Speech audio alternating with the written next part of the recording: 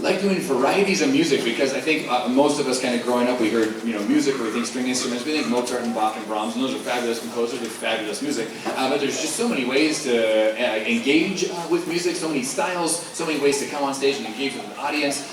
We want you to enjoy your evening out. I certainly go to concerts and to sporting events to see my kid because we all love just seeing our kid do anything. But it's besides Brawl Stars. And we love seeing our kids, and I always tell them, because they get nervous, I'm like, look, when you become a parent, you'll understand what it's like to just see your kid up there and how it makes your heart feel when they just see them trying so hard to be at their very best. It's a really special thing that we get to do and get to experience as parents when we see them striving to be so great. But also, in addition to that, a lot of times our concerts are on a Friday night. We can't do that this year because of the Nutcracker schedule impact for me. But I want you to have a Friday night. This is a concert for you, so you can be kind of taken away from your day of stress and all the things that you're trying to accomplish and do. Sometimes the world is really chaotic. It's nice to just escape all that and have some good music. So this first tune is certainly about that. This is Blue Mountain. This is the Bluegrass Fiddle tune by Safford. It's fun, it's fast, it's really exciting. This is Blue Mountain.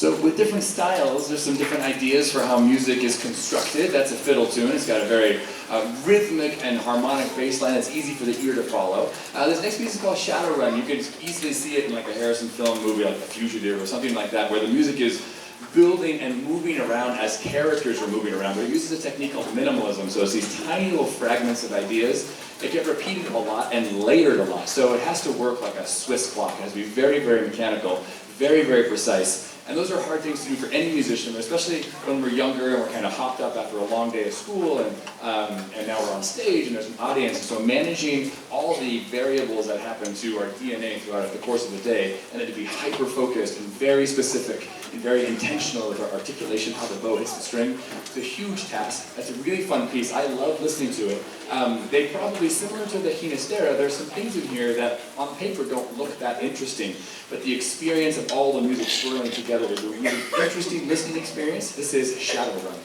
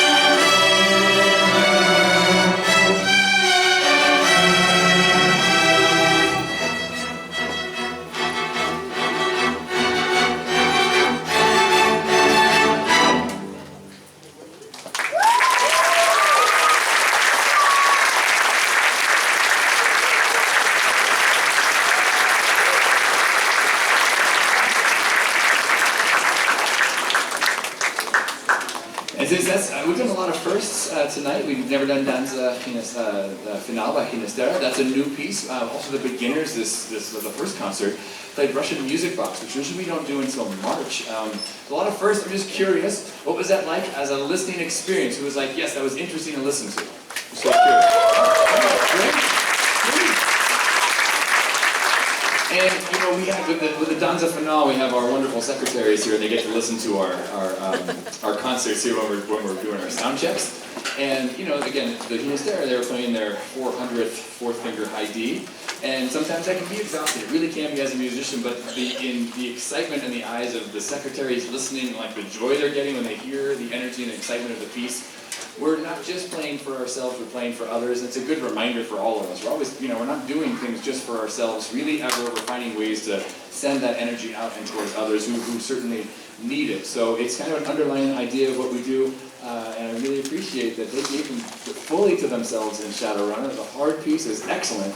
Speaking of hard pieces, we're going to learn about the elements next. This is Richard Meyer, one of the great California composers, and we're going to do earth, followed by air, followed by water, followed by fire. And so with earth, you're going to hear this broad opening in the cellos and the basses. We're in C minor. It's got a lot of power to it, and you can just feel the tectonic plates just rubbing against one another and giant mountain ranges being created. That's in earth. You also see the beauty of it. There's majesty to earth, the open expanses of land, even going biking here through Quicksilver. The vistas you can see are overwhelming. Earth is a beautiful place. You'll hear that very much in the first movement. It goes right into air. Air is very unpredictable. A breeze can pick up some leaves and move them through a corridor. It can be a big, gusty wind. You can feel it coming through, ebbing and flowing. Wind is not very constant, so you'll see these running eighth notes happening everywhere. Then you'll hear water. There'll be this little drip, drip, drip in the second violins, and then in the first violins as a light rain begins. But water, we know, is life-giving and typically is in some sort of form of ebb and flow, whether it's the tide or if it's a river, a bubbling brook. When the violas are represented with this beautiful melody that just sort of rolls out in a very awkward time signature. We're in what's called 7/4, 7/4 notes per measure, which is a very angular, sort of uncomfortable place to live. And somehow he's created this beautiful melody to live in that space. That's water, and then you'll just see the power of what fire can do in the final movement. 4 very interesting little vignettes of 4 elements: earth, air, water, and fire. This is Richard Meyer's Elements.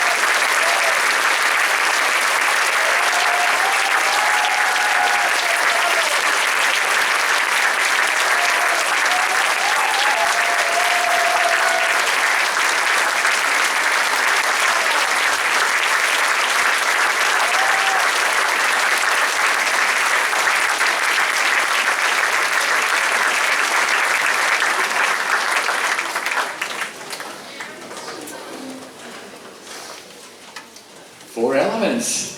It's exciting. Another first. It's never been performed. I always was worried it was just too challenging. This has been a year where nothing has seemed too challenging with the students that are on this stage. If you know what the grade levels are at all, it's not student grade levels or music grade levels. It starts at a grade half. And then usually our beginners play 1s and 1.5s. For a lot of middle school orchestras, a 2.5 is kind of where a lot of the advanced orchestras are, the 8th grade orchestras. Sometimes 3s for like a chamber level, 4s are for high school, 5 is advanced high school. That was a 4.5 that you just got to hear. That's kind of an example.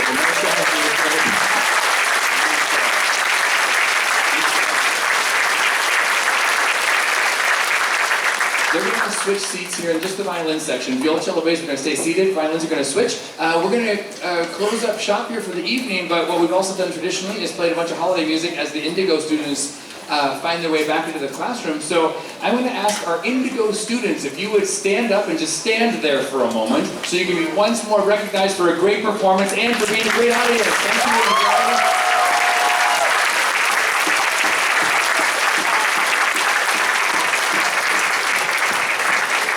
And what's exciting is that great group of people that you heard at the beginning of the show is this orchestra next year taking over for all these wonderful students who are graduating. So Indigo, if you would lead everybody off the door here, head on out the side. We're going to give them a big head start. This is going to take a little while for them to put things away. We're going to ask the audience stay seated so we don't get crowded. Here's a little Frosty the Snowman. Almost. Oh, we got an 87, 880 backup. Right, here they go. Finding their way through. It's good they use their blinkers. Excellent.